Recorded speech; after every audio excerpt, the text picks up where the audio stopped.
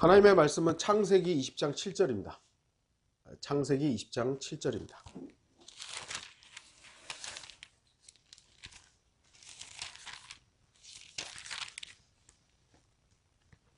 창세기 20장 7절 말씀입니다.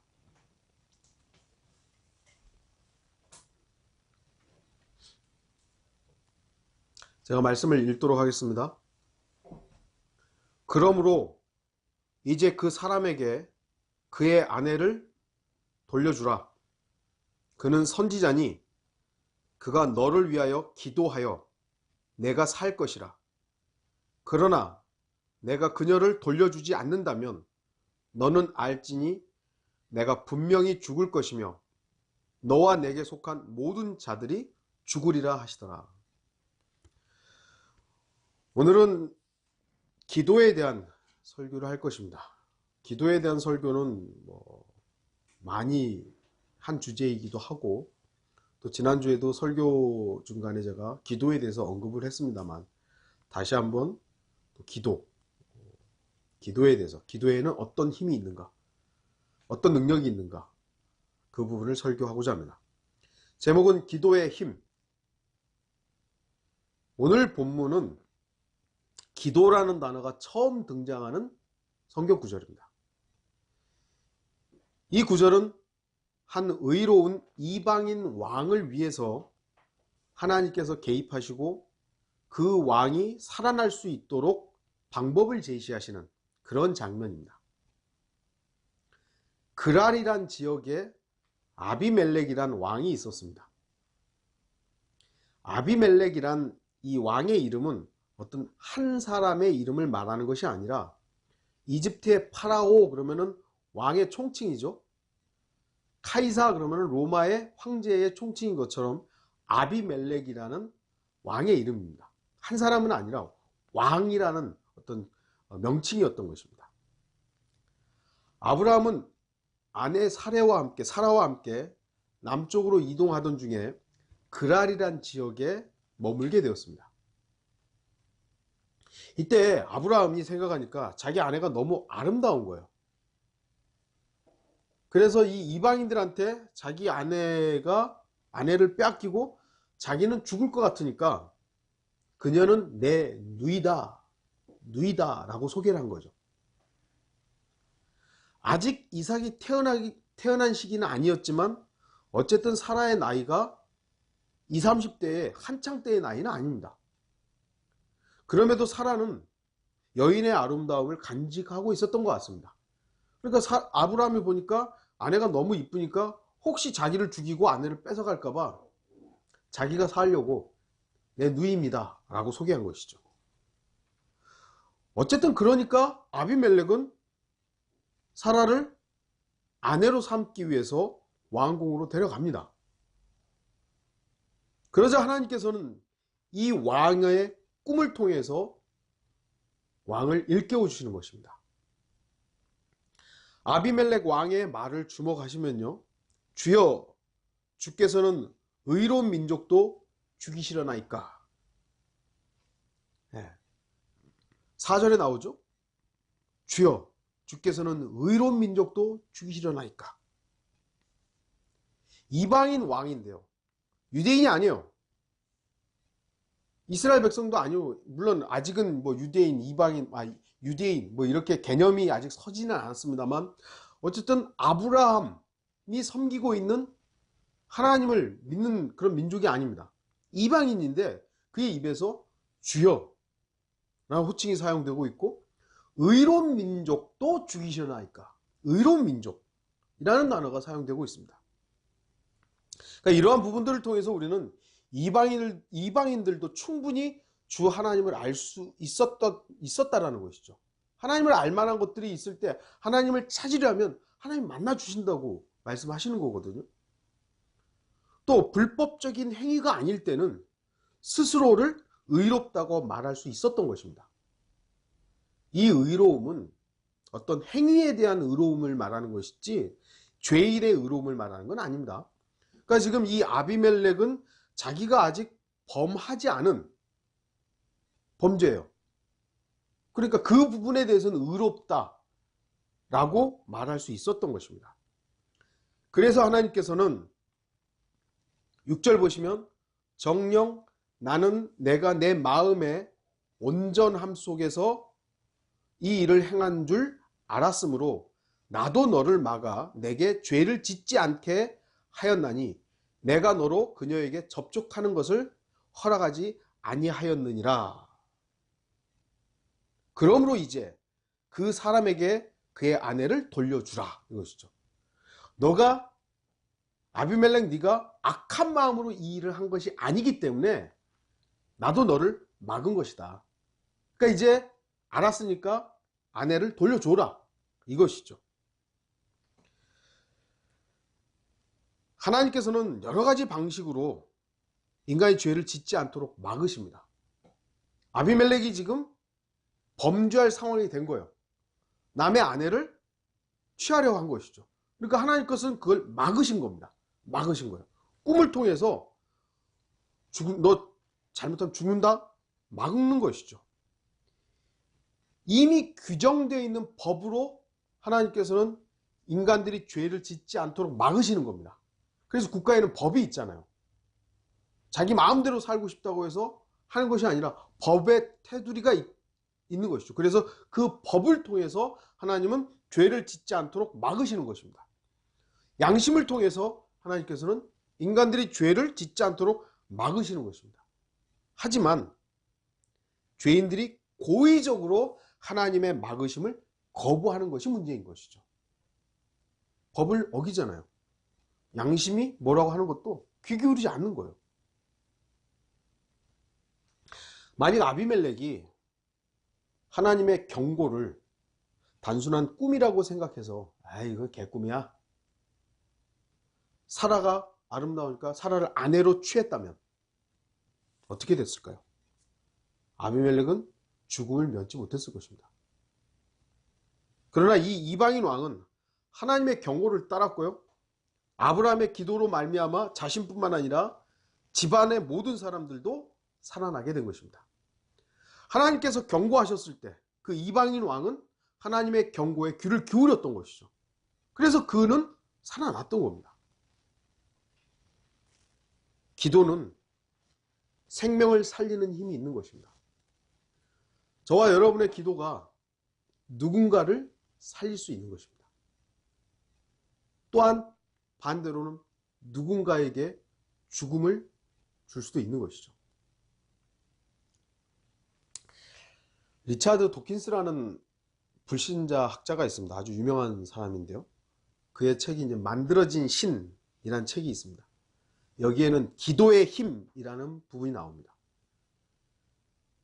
도킨스는 자신의 책에서 신을 증명하려는 시도 가운데 기도에 대한 부분이 나오는데, 기도는 신이 존재한다는 증거가 되지 못한다라고 말하는 겁니다. 그래서 그의 책에는 이런 부분이 나옵니다. 찰스 다윈의 사촌인 프랜시스 골턴이라는 사람이 있는데요. 이 사람이 기도가 효험이 있는지를 과학적으로 분석한 최초의 인간이었던 겁니다. 사람이었던 것입니다. 기도를 과학적으로 분석을 한 거예요.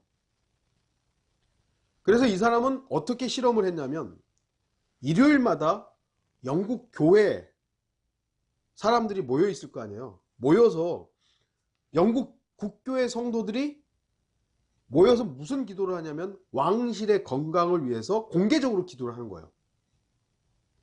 그렇다면 왕실 가족은 일반적인 사람들보다 더 건강해야 된다는 거죠.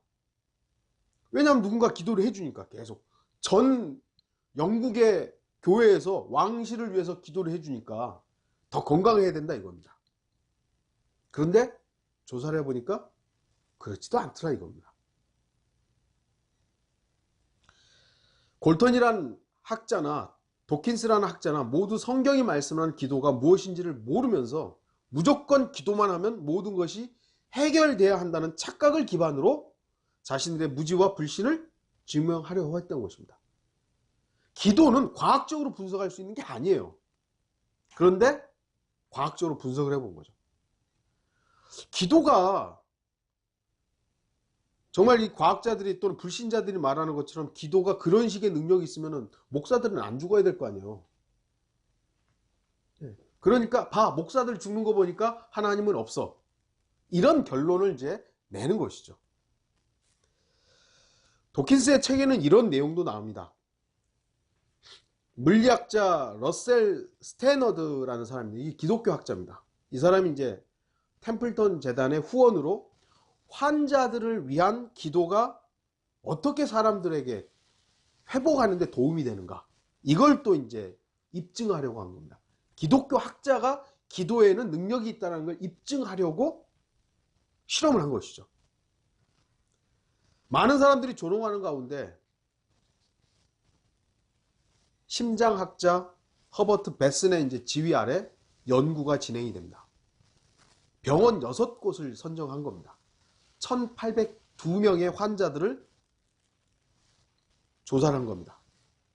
심장동맥 우회술이라는 심장 수술을 받은 사람들을 대상으로 기도가 어떻게 이제 능력이 있는가, 그걸 이제 실험을 하는 거죠. 조사를 하는 것이죠.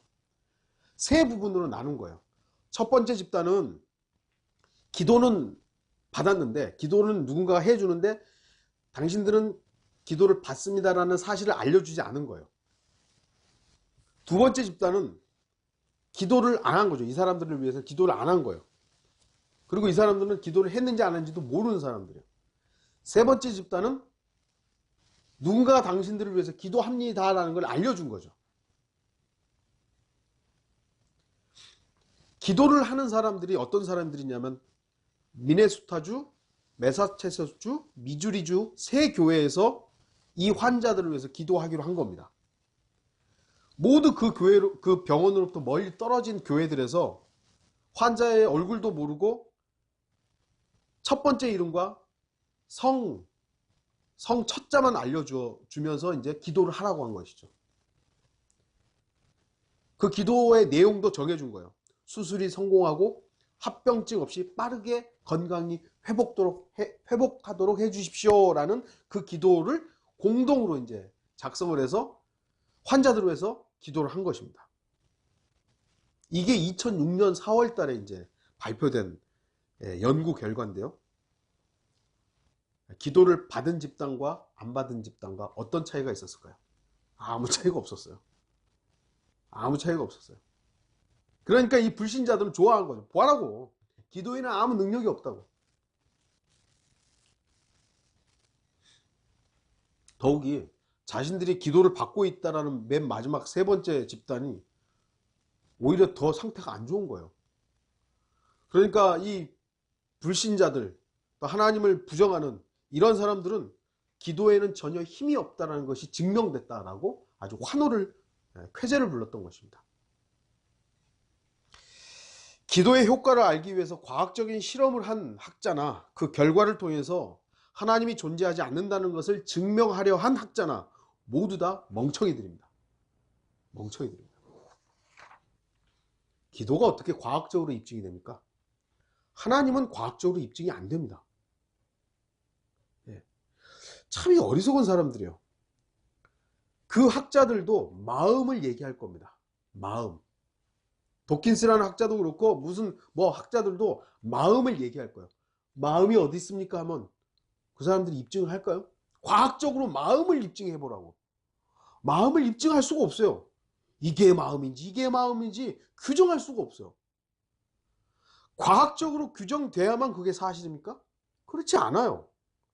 그럼에도 불구하고 어리석은 인간들은 과학적이다 그러면은 사람들이 끄떡하는 것이죠. 과학자들이 사람을 속일 수 있다는 것에 대해서는 인정하려 들지 않아요. 수많은 과학적 사실들이 100년 전에 그것이 과학적 사실이라고 입증됐는데도 불구하고 오늘날 그것이 잘못됐다고 입증되는 게 얼마나 많은데요. 그럼에도 불구하고 사람들은 과학이라는 말에 속고 있는 거예요. 하나님의 존재의 유무는요, 과학으로 입증될 수 없고요. 기도의 능력도 과학으로 입증될 수 없습니다. 그들은 기도에 대해서 무지한 자들입니다. 그들은 기도가 무엇이고 어떤 것이고 어떤 힘이 있는지 전혀 알지 못하면서 성난 사자 앞에서 장난을 치는 어린아이와 같이 무모한 짓을 한 자들입니다. 하나님께서 단지 그들을 살려놓으시는 이유는 하나님의 마지막 심판이 있기 때문이지, 그들이 뭔가 대단해서 그런 건 아닙니다. 오늘 본문을 보면 기도는 누군가의 생명을 살리는 겁니다. 아브라함이 그 아비멜렉 왕을 위해서 기도해 주는 것이죠. 그래서 하나님께서는 그를 또 살려주십니다. 기도는 생명을 죽일 수도 있는 힘이 있기도 합니다. 우리가 물론 누군가를 저주한다고 해서 그 저주가, 내 저주가 그에게 연결되는 건 아니지만, 하나님께서는 필요에 의해서 우리의 기도에도 경청하시는 것이죠. 결과적으로는 하나님께서 그 악인을 선한 이스라엘 백성들의 기도와 또한 그리스도인들의 기도에 의해서 악인을 처리하실 것입니다. 저와 여러분들은 성경적인 기도에 대해서 정확히 알아야 됩니다. 기도는 알라딘의 요술램프가 아닙니다. 마법사들의 마술 지팡이도 아닙니다. 해석들이 숨겨놓은 보물창고의 열쇠도 아닙니다. 기도가 만사형통이다. 그것이 오늘날 한국 기독교에 만연해 있는 잘못된 가르침이 너무나 편만해 있는 것이죠. 기도는 살아계신 주 하나님과의 대화이며 소통입니다. 그 대화를 통해서 하나님의 뜻을 알고 그 하나님의 뜻에 나를 맞추는 것이 기도입니다. 하나님께서 무엇을 원하십니까? 나의 원함은 이것인데 아버지의 원함이 무엇입니까? 예수 그리스도께서 맨 마지막 겟세마네 동산에서 이 잔을 옮겨달라고. 근데 이게 내 뜻인데, 잔을 옮겨가는 것이 내 뜻인데 내 뜻대로 마시고 아버지의 뜻대로 하십시오. 이게 기도거든요. 나의 욕망은 부자가 되는 거예요. 성공하는 거예요. 그런데 내 뜻대로 마시고 아버지의 뜻대로 하십시오. 내가 폭삭 망하는 게 아버지의 뜻이면 그렇게 하십시오. 근데 어떻죠? 오늘날 무조건 부자가 돼야 된다 이것이죠. 교회가 커져야 되고 사람들이 우르르 몰려와야 되고, 소위 성경대로 믿는다고 하는 사람들도 복음을 전하기 위해서는 건물을 크게 지어야 된다 그러고, 성경을 팔아먹기 위해서는 무슨 짓이든지 하려고 하는 것이고요. 우리들의 요구들 분명히 있죠. 저도 건강을 위해서 기도하고 필요한 물질을 위해서 기도합니다. 근데 이게 왜 필요하냐 이거죠. 왜? 건강이 왜 필요한 것인가? 아버지의 일을 위해서 그런 것이지, 내가 주님을 섬기고자 하고 또 하나님의 말씀을 선포하고 누군가에게 복음을 전하기 위해서 건강이 유지될 수 있다면 달라고 하는 것이지, 내가 건강해서 내 마음대로 좀 살고 싶다고. 나의 욕심, 욕망을 채우기 위한 것이 아니라 주 하나님의 뜻을 이루기 위해서 내가 준비되어야 할 부분들을 채워달라고 주님께 기도하는 겁니다. 요청하는 것입니다. 기도가 만사형통이라고 가르치는 것은 잘못된 것입니다. 아마 많은 일반적인 교회의 목사들도 기도가 더 이상 만사형통이라고 가르치지는 않는 것 같아요. 조금 이제 유명한 목사들, 유튜브라든지 그래도 조금 알려져 있는 목사들의 설교를 잠깐 들어보면 그 정도로 무식하게 하지는 않아요. 그러나 아직도 대다수의 은사주의의 영향을 받고, 그런 목사들의 설교에는 기도만 하라고, 믿고 구하기만 하라고, 하나님께서 다 들어주신다고. 그것은 기도의 힘을 망각하는 것이고요, 기도의 힘을 오판하게 만드는 그런 가르침인 것입니다. 그리스도인의 기도가 힘이 있는 까닭은 기도의 대상이 분명하기 때문입니다. 여러분들은 누구에게 기도하십니까? 이 세상에는 수많은 종교들이 각자의 신에게 기도하고 간구하고 요청합니다. 불교를 가만히 생각해 보면 사실은 불교는 자기가 해탈해서 자기가 부처가 돼야 되는데 그게 어려우니까 소위 말해서 이미 부처가 된 그 신들에게 간구하는 거거든요. 석가모니에게 도움을 무슨 뭐 그런 거한테 이렇게 이제 도움을 청하는 거예요. 그게 이제 기도죠. 그리고 그들도 나름대로 응답받았다고 합니다. 제가 예전에도 항상 말씀드렸지만 불교에서 나눠주는 이런 프린트 같은 거 읽어보잖아요. 거기서도요, 병 고친 것도 나오고, 예? 사업이 망했다가 부처님 때문에 사업이 성공해서 뭐 이런 것도 나오고요. 되게 많이 나와요. 다 응답받았대요. 그럼 불교만 그런가요? 이슬람교는 그런 거 없나요? 이슬람교도 자기가 믿는 알라를 통해서 이렇게 사업이 성공하고 뭐 했다고 나와요. 다 병도 고쳐졌고. 하지만 우리는 주의해야 되는 거죠. 자신의 요구가 응답되었다고 해서 그 모든 것이 하나님께서 응답했다고 여겨서는 안 되는 겁니다. 잘된 건 하나님이 해주셨고, 안 된 건 마귀가 한 거고, 교회가 부흥한 건 하나님이 해주신 거고, 교회가 망한 건 마귀가 한 거고. 그런가요? 특히 그리스도인들은 더 주의해야 됩니다. 우리들의 기도를 경청하시는 분은 하나님이시지만 바로 우리 옆에서는 마귀도 귀를 기울이고 있다는 것이죠. 도대체 저 사람의, 나의, 여러분의 기도의 근거가 뭐냐? 하나님은 다 아시죠. 마귀도 다 알아요. 어떤 걸 근거로 지금 기도하고 있는가? 그래서 어떤 기도든지 응답되었다고 해서 그것이 하나님께서 이루어 주셨다라고 여겨서는 안 되는 것입니다. 내 욕심으로 기인해서, 내 욕망으로 기인해서 기도를 했는데 그게 응답됐어요. 그러면 그게 하나님의 응답입니까? 마귀가 들어준 거죠. 교회 사람들이 많이 와가지고 교회 부흥하게 해주세요. 이 근거가 정말 주님으로 인해서 근거한 건지, 자기 욕망으로 인해서 기인한 건지, 사실 다 드러나는 거죠. 교회가 부흥해서 망한 사람들이 얼마나 많습니까? 조영기 목사 보세요. 그 사람이 처음부터 그렇게 나는 마귀의 일들을 해야지 그렇게 했을까요? 그 사람의 전기 같은 걸 보면 처음부터 그런 거 아니에요. 사람들이 많아지고 세계 최고의 교회가 되다 보니까 이제는 막 가는 거죠. 다른 종교에도 구원이 있을 수 있다고 말하는 것이고. 교회가 커지는 것이 곧 하나님의 응답은 아닙니다. 예루살렘 교회가 하나님께서 박해를 주셔서 흩어버렸어요. 하나님의 뜻이었잖아요. 근데 사람들이 생각할 때는 예루살렘 교회가 저렇게 뭐라 할까요? 흩어지고 저게 일단 마귀가 한 짓이라고. 아니죠. 하나님이 하신 거예요. 하나님 손길이었던 거죠.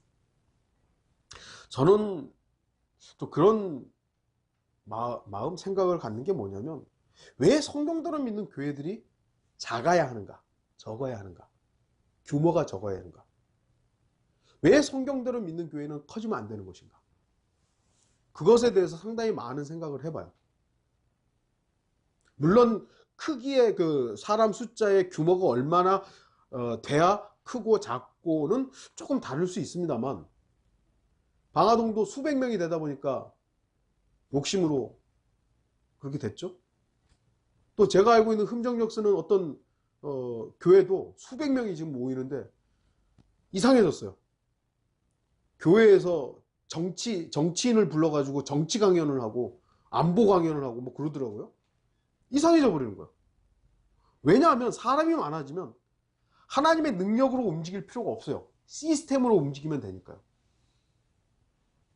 사람의 조직력으로 움직이면 되기 때문에 하나님의 능력은 필요 없어요.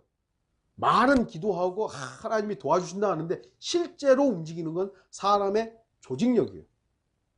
안 되는 것이죠. 그러면서 대답들은 다 하나님의 응답이라고. 보라고, 이렇게 교회가 커졌으니까 하나님이 들어준 거 아니냐고. 천만의 말씀입니다. 하나님의 뜻이 이루어진 것인지 나의 욕망이 이루어진 것인지 잘 구분해야 됩니다. 그래서 우리의 기도가 정말 하나님께 기도하는, 그 살아계신 하나님께 기도하는 것이기 때문에 정직해야 되는 것이고요. 주의를 기울여야 되는 거예요. 조심해야 되는 것이죠. 요한계시록 8장을 보면 기도라는 단어가 마지막으로 사용되고 있는 구절이 있습니다. 요한계시록 8장 4절, 그 향의 연기가 성도들의 기도와 함께 그 천사의 손에서 하나님 앞으로 올라가더라. 성경에서 마지막으로 사용되고 있는 기도라는 단어가 나옵니다. 이게 결과적으로 누구에게 이 기도가 올라가는지 주목하십시오. 하나님 앞으로 가는 겁니다. 하나님 앞으로. 우리의 기도의 대상은 살아계신 하나님이세요. 그렇기 때문에 기도할 때 신중해야 됩니다. 그냥 아무 말이나 막 뱉는 것이 아니라, 이 말이 어떻게 살아계신 하나님께 들려질 것인가. 또 정직해야 되는 것이죠. 그리스도인들의 기도는 이교도들의 기도와 분명히 그 대상이 다르다는 걸 알아야 합니다. 이교도들은 헛된 반복을 하는 거 아니에요. 하나님 아버지 되어 주시옵소서, 주시옵소서, 주시옵소서 하면서 계속 달라고만 하고 있는 거예요. 저도 한때 그렇게 해봤었습니다만 하나님께서는 귀가 아플 거예요. 우리의 기도의 대상은 살아계신 하나님입니다. 그렇기 때문에 신중해야 되고요. 정직하게 내 안에 있는 것이 무엇인지를 점검한 이후에 이것이 정말로 아버지의 뜻에 부합한 것인지 아니면 내 욕망으로 그것을 구하고 있는 것인지 잘 구분해야 되는 것입니다. 그리스도인의 기도가 힘이 있는 까닭은 기도하는 사람들이 그리스도인이기 때문에 하나님의 아들들이기 때문입니다. 하나님께서는 야고보서에 보면 의인의 열렬한 기도에 응답하시는 것입니다. 의인의 열렬한 기도에 응답하는 것이지 악인들의 기도에 응답하시는 것이 아닙니다. 물론 이제 사복음서 이렇게 보면 주님께서 마귀들이 주님 앞에 요청했던 때가 있죠. 마귀들이 돼지떼에게 들어가게 해달라고 하니까 주님께서 허락하세요. 허락하세요. 마귀의 기도에도 주님께서는 허락을 하십니다. 그런 경우들이 있죠. 그러나 그것은 허용한 것이지 주님의 기쁘심이 아니었던 것이죠. 아버지 하나님께서는 자녀들의 기도에 경청하시고 응답하시는 분이십니다. 주목하십시오. 자녀들의 기도에 응답하십니다. 구약에서는 하나님의 백성, 하나님의 자녀들인 이스라엘 백성들의 간구에 경청하셨습니다. 마찬가지로 신약에서는 하나님의 아들들인 그리스도인들의 기도에 경청하십니다. 제가 이렇게 있어도 뭐라 그럴까요? 제 자녀들이 아빠라고 부르면 다른 애들이 아빠라고 불러도 거기에는 귀가 쫑긋하지 않아요. 그러나 내 자식이 아빠 하면은 귀가 기울여져요. 왜냐하면 관심이 있기 때문이죠. 아버지 하나님께서 저와 여러분에게 관심이 없으시겠습니까? 그렇지 않죠? 저와 여러분들의 모든 것에 관심이 있으신 분입니다. 자녀들의 요청에 눈을 닫고 귀를 닫으실 분이 아닌 것이죠. 물론 신실한 성도들의 기도만 주님께서 경청하신다 라고 할 수는 없습니다. 그럼에도 성경은 어떤 기도가 응답이 되고 어떤 기도들이 응답이 안 되는지 또한 분명히 말씀하고 있습니다. 이사야 59장 1절부터 2절, 시편 66편 18절을 보면 자백하지 않는 죄가 있을 때는 주님께서 그 기도에 대해서 거절하실 수도 있는 거예요. 죄와 연루되어 있는데 자신은 죄를 즐기고 죄를 탐닉하고 있으면서 나는 하나님의 자녀니까 하나님 저 도와주세요. 하나님께서 그 거절할 수 있는 것이죠. 안 듣는 거예요. 마태복음 6장 14절에 15절 용서하지 않는 마음일 때는 하나님께서 거절하시는 것입니다. 자기 자신은 누군가에 대해서 증오를 품고 있고 미움을 품고 있으면서 하나님 저를 좀 용서해 주십시오 한다면 하나님께서 너부터 용서해.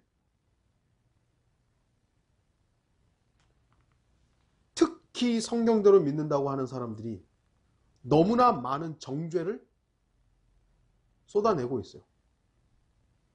자기 교회를 떠난 사람들에게 찾아가서 당신 저주받을 거라고 저주를 퍼붓질 않나. 나간 사람들에 대해서 구원 못 받은 마귀의 자식이라고 저주를 퍼붓질 않나. 용서하지 않는 거예요. 그럼에도 불구하고 성경대로 믿는다고. 성경대로 믿는다고. 베드로전서 3장 7절에서는 배우자와 불화가 있을 때는 주님께서 그 기도에 경청하지 않을 수도 있는 것입니다. 야고보서 4장 3절에서는 이기적이거나 잘못 구할 때는 하나님께서 거절하시는 것입니다. 잠언 28장 9절에서는 하나님의 말씀에 대해서 무지하거나 고의적으로 하나님의 말씀을 무시했을 때 하나님께서는 기도의 응답을 하지 않는 것입니다. 이스라엘 백성들 보세요. 자기들이 하나님을 거절하고 범죄하면서 하나님께서 자기들의 기도를 들어주셔야 된다고 막 욕을 하죠. 그 방법으로 제사는 열심히 하는 거예요. 제사는 규정대로 하는데 하나님의 뜻에 대해서는 거절하는 것입니다. 어떻게 하셨죠? 하나님께서 이방인들을 통해서 그들을 심판하시는 것입니다. 우리 역시 이 마지막 때 하나님의 말씀에 대해서 어떤 자세를 가져야 돼요? 제가 짧게 글을 하나 써서 이렇게 올리는 게 있는데 뭐냐면, 우리 성도들은, 저는 하나님의 말씀에 나를 투영해서 나를 바로잡아야 돼요. 하나님의 말씀을 비춰봐 가지고 내가 그 부분에 대해서 결격 사유들이 있으면 나를 바로잡아야 될 거 아니에요. 근데 오늘날 사람들은 어떠냐면 나를 기준으로 하나님의 말씀을 바꿔버리는 거예요. 자기가 생각하고 자기의 이익과 자기의 욕망과 욕심을 기준으로 성경의 기록들을 바꿔버리는 겁니다. 과연 우리는 어떤 사람인 것인가? 남 얘기할 게 아니라 나는 과연 어떤 것인가? 기도에 대해서 이렇게 논리적으로는 잘 알고 있고, 기도를 해야 된다는 필요성도 알고 있고, 기도가 어떠해야 하는지도 아는데, 나는 과연 그 기도에 실제로 임하고 있는 것인가? 하나님의 자녀만이 하나님께 기도할 수 있는 특권을 가지고 있는 겁니다. 그리스도의 기도에 힘이 있는 까닭은 기도의 내용이 분명히 있기 때문입니다.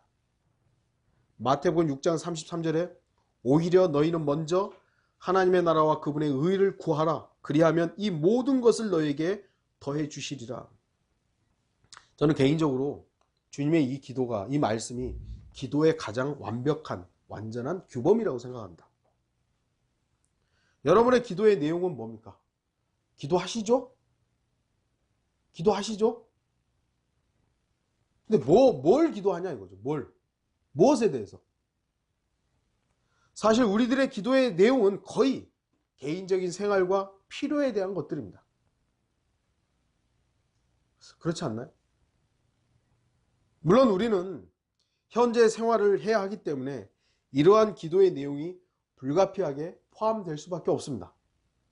그래서 대표 기도할 때도, 또 우리가 지금 현재로는 기도회 모임을 하지는 않습니다만, 기도회 모임을 할 때도, 개인적인 기도할 때도 이런 필요에 대한 요청들이 있죠. 주님, 누구누구가 아픈데 주님 건강을 회복하게 해주십시오. 어떤 형제가 어려움을 겪고 있는데 주님 위로해 주십시오. 주님, 어떤 형제가 앞으로 사업을 하려고 하거나 뭐 일을 하려고 하는데 주님께서 간섭해 주십시오. 그런 개인적인 요청들이 있습니다. 하지만 저와 여러분은 먼저 하나님의 나라, 곧 하나님의 왕국과 그분의 의를 구해야 합니다. 하나님의 왕국이 뭐예요? 주님의 다시 오심이 있거든요. 우리의 기도의 정점은 주님 오십시오. 아멘, 그러합니다. 주 예수여 오시옵소서. 그러면 이 모든 것들을 더해 주신다고 주님께서는 말씀하십니다. 물론 교리적인 부분들은, 마태복음 방금 읽었던 그 말씀은 교리적인 부분은 대환란 때 해당한다고 할 수 있지만, 우리가 너무 세대주의로 막 나누다 보니까 이상해져 버리는 거예요. 그 말씀이 살아있는 말씀으로 역사하는 것이 아니라, 에이, 그거는 저 사람들한테 해당하는 거지, 저건 저 사람들한테 해당하는 거지. 이러다 보니까 그 말씀이 나에게 실제의 역사들을 내가 제안해 버리는 거예요. 내가. 먼저 아버지의 나라, 하나님의 나라와 그분의 의를 구하라. 이건 뭐 환난 때 성도들이지 뭐. 그게 아니라는 겁니다. 그 말씀은 나에게도 기도의 본이 되는 거죠. 아버지의 왕국과 그분의 의, 예수 그리스도의 의. 주님께서는 분명히 너희는 먼저 하나님의 나라와 그분의 의를 구하라. 그리하면 이 모든 것을 너희에게 더해 주시리라고 말씀하셨습니다. 이 모든 것이 무엇입니까? 바로 앞구절에 있는 것이에요. 무엇을 먹을까? 무엇을 마실까? 무엇을 입을까 하는 이 모든 것들을 더해 주신다고 말씀하는 겁니다. 제가 요즘에 계속 말씀드리지만 지금 이 시대처럼 이 시대만큼 먹을 것과 입을 것과 마실 것에 대해서 풍족한 시대는 없었어요. 소위 말하는 교회에서 2000년 기간 동안에 정말 먹을 거 없어가지고 굶어 죽었던 그리스도인들이 있고, 마실 게 없어서 갈증으로 인해 죽었던 그리스도인들도 있었고, 벌거벗고 유랑하면서 피해 다녔던 그런 그리스도인들이 사실은 더 많아요. 더 많았던 거예요. 그런데 지금 1900년대부터 시작해가지고 어떻게 보면은 많은 이 부들이 축적되면서 지금 현재 대한민국에서 먹을 것과 입을 것 때문에 이런 게 없어가지고 어려움을 겪는 사람들이 몇이나 되겠습니까? 그런데 이걸 계속 구하는 거예요. 왜죠? 더 갖기 위해서. 더 갖기 위해서. 더 좋은 집에서 살고 더 많은 것을 소유하게, 이걸 구하고 있는 거예요. 그리고 자기뿐만 아니라 내 자식도, 내 자식 좋은 대학 가게 해주세요. 내 자식 좋은 직장 가게 해주세요. 내 자식 좋은 배필과 결혼하게 해주세요. 이런 기도에 아주 그냥 모든 것을 걸고 있는 것이죠. 아버지의 나라? 상관없어요. 예수 그리스도의 의? 상관없어요. 그거 필요 없으니까 나만 잘 되면 돼. 남은 것은 우리의 몫입니다. 주님의 말씀을 믿고 하나님의 나라와 그분의 의를 먼저 구하는 그리스도인이 되든지, 아니면 주님의 말씀과는 상관없이 먼저 먹을 것과 마실 것과 입을 것을 구하는 사람이 되든지, 그건 우리의 결정이 달린 것입니다. 결론을 맺겠습니다. 그리스도인의 기도에는 힘이 있고 능력이 있습니다. 불신자들 기도의 대상이 없죠. 그러다 보니까 자기 자신의 힘과 능력을 의존할 수밖에 없습니다. 그리고 사람에게 의존할 수밖에 없어요. 자기가 아는 사람, 이런 것들이죠. 하지만 그리스도인들은 사람이 얼마나 부실한 존재인지 아는 사람들입니다. 저와 여러분의 어떠한 것들을 증명하는 것은 예수 그리스도가 증명해 주면 돼요. 제가 어떤 형제와 교제하면서, 자매와 교제하면서도 그랬지만, 주님만 나의 억울함, 나의 진실을 알아주면 된다. 한 사람만 알면 되는 거예요. 저와 여러분의 억울함을 누가 알면 되는 거예요? 주님만 알면 되는 거예요. 굳이 내 억울함을 알리기 위해서 사람의 증거들 보라고, 이 사람이 증명해주고 이 사람이 증명해주고, 존재가 있는지도 모르는 가짜 목사들이 증명해주고, 사람은 우리를 증명해주지 못합니다. 사람을 신뢰하는 게 아니죠. 사람은 어떠죠? 한 조각 빵을 위해서도 거짓말할 수 있는 겁니다. 그렇기 때문에 우리는 사람을 신뢰했던 그 모든 부분에서 탈피하고 오직 주님만 신뢰하는, 우리의 기도의 대상은, 우리의 바람의 대상은 주님밖에 없는 거예요. 그리스도인들은 기도하는 사람들입니다.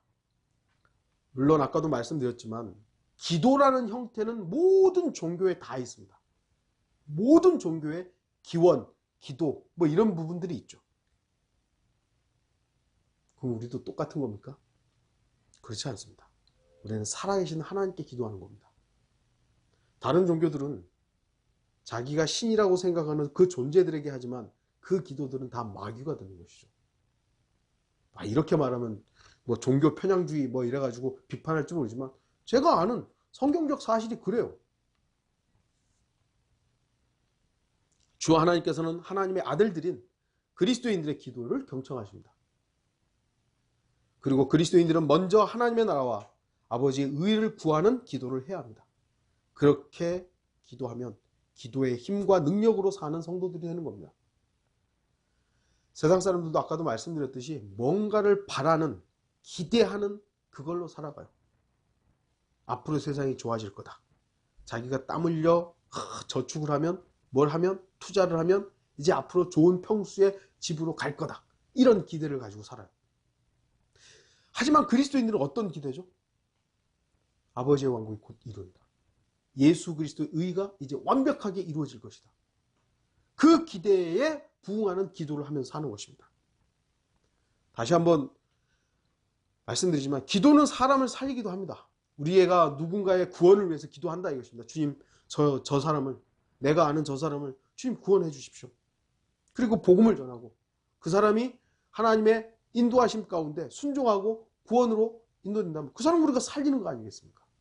그러나 우리가 누군가에게 관심 갖지 않고 그가 지옥에 가든 말든 상관하지 않는다면 우리는 그 사람을 생명으로 이끄는 것이 아니라 죽음으로 방치하는 것이 되는 것입니다.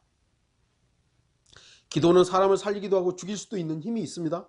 바로 그 기도가 살아계신 하나님께 올라간다는 사실을 다시 한번 분명히 아는 시간이 되기를 바라는 것입니다.